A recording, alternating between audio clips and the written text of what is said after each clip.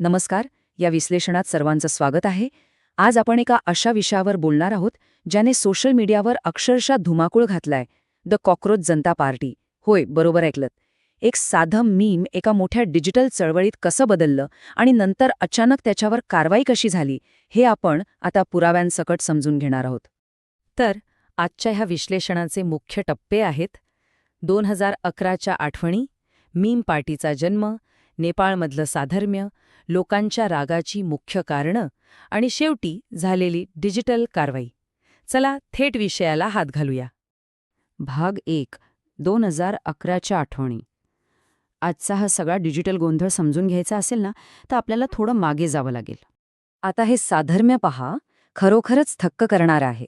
2011ची अण्णा हजारेंची India against corruption चळवळ आणि आत्ताची ही CJP मोहीम, दोन्हीकडे व्हायरल हॅशटॅग्स, तरुणांचा प्रचंड आणि उत्स्फूर्त पाठिंबा, मीम संस्कृतीचा पुरेपूर वापर आणि हे सगळं चालवणारे अज्ञात ऑनलाईन ॲडमिन्स. अगदी तंतोतंत जुळते सगळं. पण इथे खूप मोठा आणि महत्त्वाचा फरक आहे. 2011ची चळवळ फेसबुकवरून सुरू झाली खरी, पण नंतर ती थेट रस्त्यावर आली, मोर्चे निघाले, ज्यामुळे अखेर सत्तांतर झालं. पण CJPचं काय? त्यांनी आजवर एकही प्रत्यक्ष आंदोलन केलेलं नाही. त्यांची पूर्ण ताकद, पूर्ण अस्तित्व फक्त आणि फक्त डिजिटल जगात आहे. भाग 2. मीम पार्टीचा जन्म. तर ह्या सगळ्या पार्श्वभूमीवर एक उपहासात्मक पण कमालीचा प्रभावशाली असा डिजिटल राजकीय पक्ष कसा उभा राहिला ते बघूया. या सगळ्याची सुरुवात नक्की कुठून झाली माहितीये? 15 मे रोजी एका सुनावणी दरम्यान सरन्यायाधीश सूर्यकांत यांचे एक वाक्य आलं, देशातले काही बेरोजगार तरुण हे झुरळासारखे, म्हणजेच कॉकरोचसारखे आहेत. बस, हे एक वाक्य आलं आणि सोशल मीडियावर जणू आग लागली. अत्यंत जलद आणि उपहासात्मक प्रतिक्रियांचा अक्षरशः पूर आला. आणि हा घटनाक्रम बघा, किती वेगाने गोष्टी घडल्यात. 15 मे रोजी ते न्यायालयीन वक्तव्य येतं, लगेच दुसऱ्या दिवशी 16 मेला CJPची स्थापना होते आणि अवघ्या 12 तासात फॉलोअर्सची संख्या अशी काय वाढते की विचारता सोय नाही. एकदम स्फोटक वाढ. हा आकडा ऐकून तर कोणीही थक्क होईल. अवघ्या अर्ध्या दिवसात CJPचे फॉलोअर्स 12 दशलक्षांवरून थेट 13 दशलक्षांच्या म्हणजे 1,30,00,000च्या पुढे गेले. हा आकडा प्रस्थापित मोठ्या राजकीय पक्षांनाही घाम फोडणार आहे. एका मीम पेजला असा अवाढव्य प्रतिसाद मिळणं हे खरंच अभूतपूर्व आहे. आणि नुसते फॉलोअर्स नाही वाढले, तर लोकांनी अक्षरशः हे मनावर घेतलं. तरुणांनी स्वतःहून ऑनलाईन जिल्हाध्यक्ष, तालुकाध्यक्ष अशा जबाबदाऱ्या घ्यायला सुरुवात केली. विशेष म्हणजे महुआ मोइत्रांसारख्या प्रतिष्ठित नेत्यांनीही याच झुरळ चिन्हाखाली या पक्षासोबत सार्वजनिकरित्या संवाद साधला. घराबाहेर न पडता एक संपूर्ण डिजिटल राजकीय फौज उभी राहिली. भाग 3. नेपाळमधील साधर्म्य. आता प्रशासनाला या केवळ डिजिटल असलेल्या चळवळींची इतकी भीती का वाटते, हे समजून घ्यायला आपण आपल्या शेजारी म्हणजे नेपाळमध्ये नुकतंच काय घडलं ते पाहूया. तिथला घटनाक्रम अगदी अंगावर काटा आणणारा आहे. सुरुवातीला जनरेशन झेडचा तरुणांनी ऑनलाईन बेरोजगारीचा निषेध सुरू केला. सरकारने काय केलं? सोशल ॲप्सवर बंदी घातली. पण आजच्या तरुणांना कोण अडवणार? त्यांनी VPN वापरून बंदी झुगारली. मग हा सगळा ऑनलाईन राग थेट रस्त्यावर उतरला, हिंसक झाला आणि शेवटी चक्क सरकारच कोसळलं. आणि त्यानंतर जे झालं ते कोणत्याही प्रशासनाचं सर्वात मोठं दुःस्वप्न असू शकतं. ह्या सगळ्या गोंधळानंतर बालेन शाह हा एक रॅपर चक्क देशाचा पंतप्रधान बनला.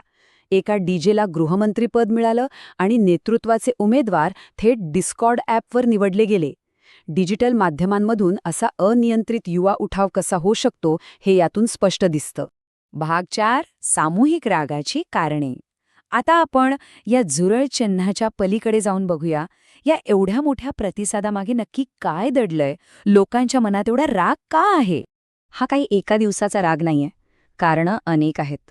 तब्बल 22 लाख विद्यार्थ्यांच्या भविष्याशी खेळणारा नीट परीक्षेचा पेपर लीक, वाढती बेरोजगारी, वर्षानुवर्षे न वाढणारे पगार, गगनाला भिडलेली महागाई आणि त्यातच सरकारचे इशारे की बाबांनो, आर्थिक मंदी येतेय, सोनं खरेदी करू नका, पेट्रोल कमी वापरा. या सगळ्यामुळे एक मोठा असंतोष खदखदत होता, ज्याला बाहेर पडण्यासाठी CJPच्या रूपात एक हक्काचं व्यासपीठ मिळालं. ह्या कॉकरोच जनता पार्टीत सामील होण्याची एकमेव वाट काय होती माहिती आहे? सिस्टेमच्या विरोधात आपला राग खुलेपणाने व्यक्त करण्याची क्षमता. होय, फक्त एवढंच. वर्षानुवर्षे दाबून ठेवलेला आपला राग, आपल्या तक्रारी मांडायला लाखो लोकांना एक हक्काची जागा मिळाली आणि त्यांनी ती लगेच स्वीकारली. भाग 5. डिजिटल कारवाई. लोकांचा असा प्रचंड राग जेव्हा एवढ्या वेगाने एकत्र येतो तेव्हा साहजिकच प्रशासनाकडून काहीतरी हालचाल होणारच होती. झालंही तसंच. प्रशासनाने पावलं उचलली आणि कॉकरोच जनता पार्टीचं अधिकृत एक्स म्हणजेच पूर्वीचं ट्विटर अकाउंट थेट निलंबित करून टाकलं. हा पॅटर्न आपण इतिहासात आधीही पाहिलाय. जेव्हा एखादा डिजिटल आवाज खूप मोठा होऊ लागतो तेव्हा तो असाच दाबण्याचा किंवा शांत करण्याचा पहिला प्रयत्न केला जातो. पण अकाउंट बंद झालं म्हणजे विषय संपला का? तर नाही. या मोहिमेचे संस्थापक अभिजित दीपके अत्यंत ठामपणे सांगतात की हे आंदोलन देशाचं राजकारण बदलणार आहे. त्यांचा सरळ दावा आहे की केवळ एक सोशल मीडिया अकाउंट बंद करून तुम्ही या चळवळीने मिळवलेली गती आणि लोकांचा रोष संपवू शकत नाही. शेवटी या संपूर्ण घटनाक्रमातून एक अत्यंत महत्त्वाचा आणि विचार करायला लावणारा प्रश्न उभा राहतो. ही डिजिटल लाट फक्त सोशल मीडियाच्या विश्वापुरतीच मर्यादित राहील की उद्या नेपाळप्रमाणेच तिचं रूपांतर खऱ्या जगातल्या प्रत्यक्ष बदलांमध्ये होईल? मीम संस्कृती आणि देशाचं प्रशासन यांचा हा अनपेक्षित खेळ भविष्यात कोणतं वळण घेईल हे पाहणं खरोखरच औत्सुक्याचं ठरणार आहे.